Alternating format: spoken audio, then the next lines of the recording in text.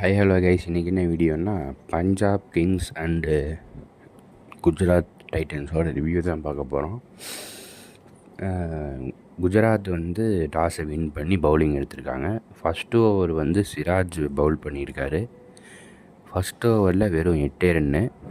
Second பால்லையே Priyansh அப்படின்ற ஒரு Punjab opening batsman loft shot அடித்து பவுண்ட்ரிக்கு பால் போயிருக்கு. இப்போ தான் அவர் இன்ட்ரடியூஸ் ஆகிறாரு. நெக்ஸ்ட் அப்டேட்டில் பார்ப்போம். பஞ்சாபில் இப்போது ஒரு பேட்ஸ்மேன் அவுட் ஆகிருக்காரு. இப்போ ஸ்ரேயாஸ் ஐயர் உள்ள களத்தில் இறங்கியிருக்காரு. ரபாடா பாலில் 3.5 ஓவர்ஸில் சரியான ஒரு 6 கைஸ், செம்மையான 6. நீங்கள் ஹைலைட்ஸில் கூட பார்க்க தவறிடாதீங்க. செம 6 ஸ்ரேயாஸ் ஐயர். நெக்ஸ்ட் அப்டேட்டில் பார்ப்போம்.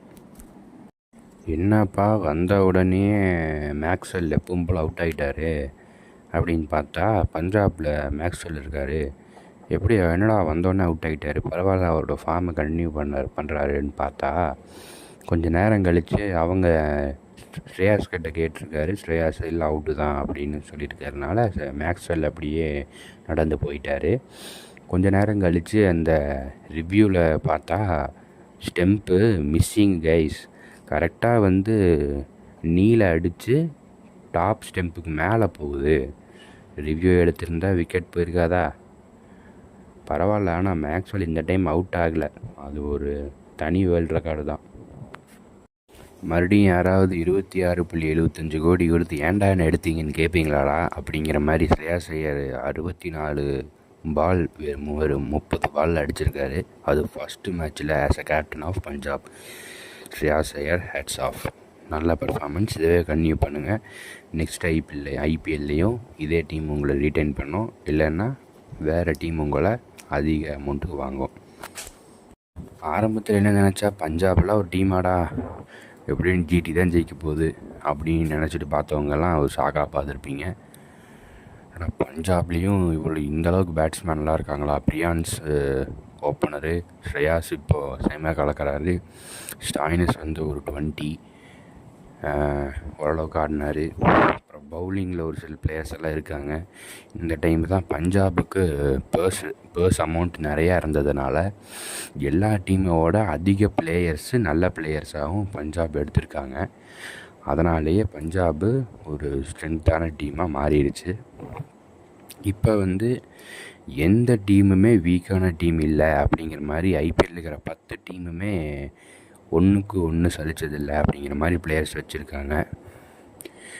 இப்போ கேட்டிங்கன்னா கூட எந்த டீம் ஜெயிக்கும் அப்படின்னு எல்லா டீமும் விளாண்டு ஒரு மேட்ச் விளாண்டதுக்கப்புறம் கேட்டிங்கன்னா கூட எந்த டீம் வின் பண்ணணுன்னு கேட்டிங்கன்னா யாருனாலும் சொல்ல முடியாது. ஏன்னா அப்படிப்பட்ட பிளேயர்ஸ் தான் இருக்காங்க, அப்படிப்பட்ட பர்ஃபார்மன்ஸும் இருக்குது. அதுவும் இல்லாமல் புது பிளேயர்ஸோட பர்ஃபார்மன்ஸ் வேறு லெவலாக இருக்குது.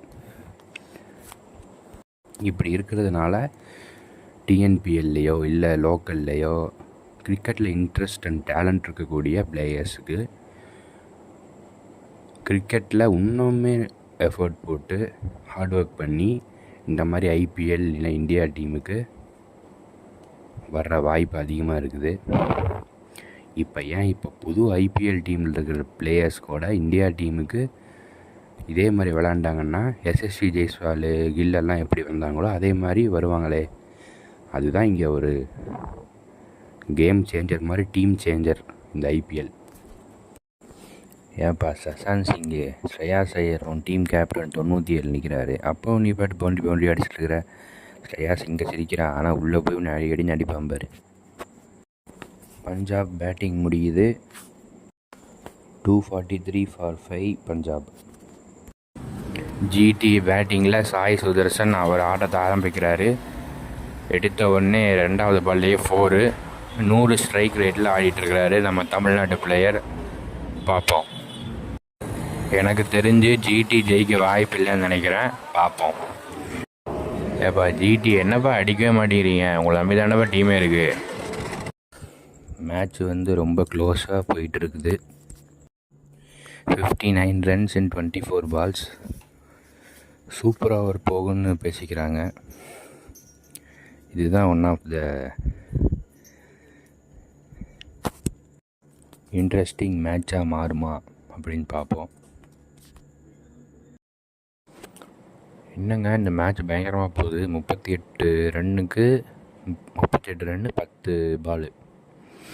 என்ன தான் ஜிடி தோற்றுரும் அப்படிங்கிற மாதிரி ஒரு லைட்டாக ஒரு இது தோணினாலும் இவங்க விட்டு கொடுக்குற மாதிரியும் தெரியல. ஒரு வேளை சூப்பர் ஓவர் தான் போயிருமோ. ராகுல் டவாட்டியா இருக்கிற வரைக்கும் மேட்ச் செம்ம இன்ட்ரெஸ்டிங்காக எடுத்துகிட்டு போனாங்க. அதுக்கப்புறம் ருத்தர் ஃபோர்டும் வந்து ஒரு 6 அடித்தார். அதுக்கப்புறம் மேட்ச் இன்ட்ரெஸ்டிங்காக போச்சு. ஆனால் ஹர்ஷதீப் சிங் வந்ததுக்கப்புறம் தான் மேட்ச் ஒன் சைடாக போச்சு. வாவ், அபினவ் மனோகர் லாஸ்ட்டு பால் செம 6ங்க. அவர் ஸ்ட்ரைக் கொடுத்துருந்தா அவர் ஜிடி ஜெயிச்சிருக்கும். சே, பரிதாபமான நிலையில் ஜிடி 12 ரன்கள் தோல்வி. அதாவது 11 ரன் வித்தியாசத்தில் பஞ்சாப் கிங்ஸ் வின் பண்ணிடுச்சு. தேங்க்யூ ஃபார் வாட்சிங்.